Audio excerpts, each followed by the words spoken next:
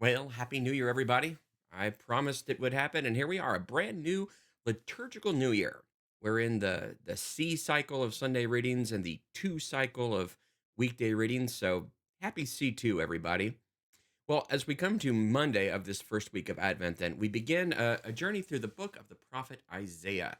And we have one of the more famous passages from Isaiah today in days to come. So right away we know we're talking kind of prophetically about the future. Isaiah is a prophet after all, so he's giving us a glimpse of what will be. And in somewhat figurative language, today it centers on that beautiful image of the mountain of God. In days to come, the mountain of the Lord's house shall be established as the highest mountain and raised above the hills.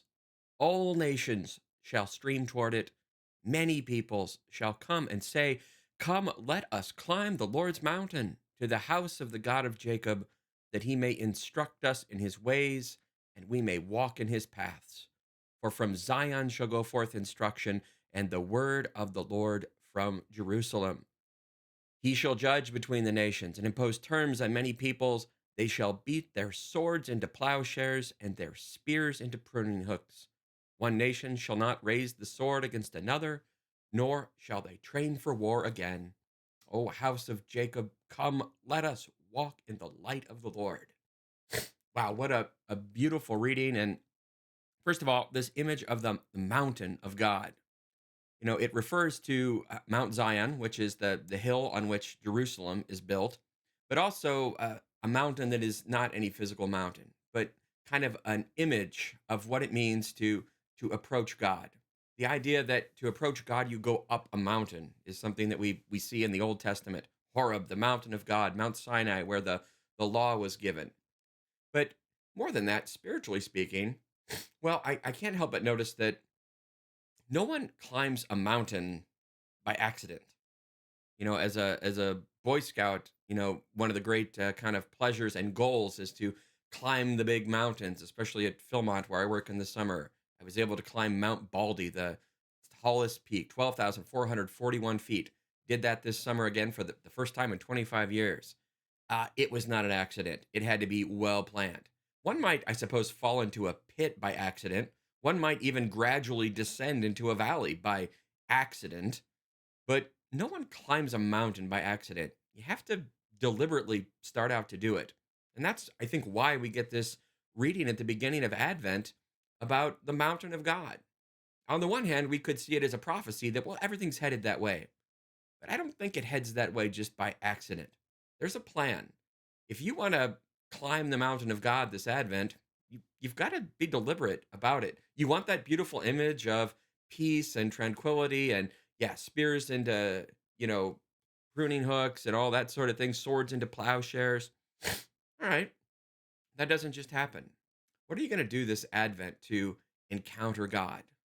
Well, this prophecy says that in the end, everyone will desire God.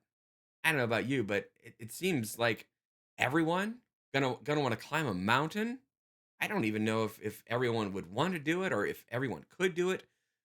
God says, "Yeah, my mountain, everyone's gonna want it," and I think that's a good image for the church as well.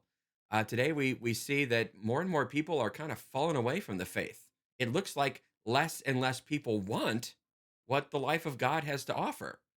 It looks pretty bleak. And that was true of the time of Isaiah as well. But he points out, no, it won't always be that way. Jerusalem was all of a sudden cast off. People were exiled. People didn't look at Jerusalem as anything but a backwater town. God says, no, this little nothing, everyone is gonna want to be there. It will be the place. And if you've been on pilgrimage to the Holy Land right now, or read anything about the politics of the Middle East, that's true. Jerusalem is the destination place, the center for numbers of the world's religions. God says, the church, my people, it might look like they're down and out now, like fewer and fewer people want Christianity. But God is saying, don't worry. Eventually, everyone is going to seek this out. So, this Advent, if you want to seek out God on his mountain, be deliberate about it. What will you do to climb the mountain of the Lord? You're not going to do it by accident. So, what are those good spiritual practices that you're going to take up so that at the end of Advent, you'll come out on top of the mountain. And as I can attest, and anyone who's climbed a big mountain can say, the view is great. So climb on. Let's get going.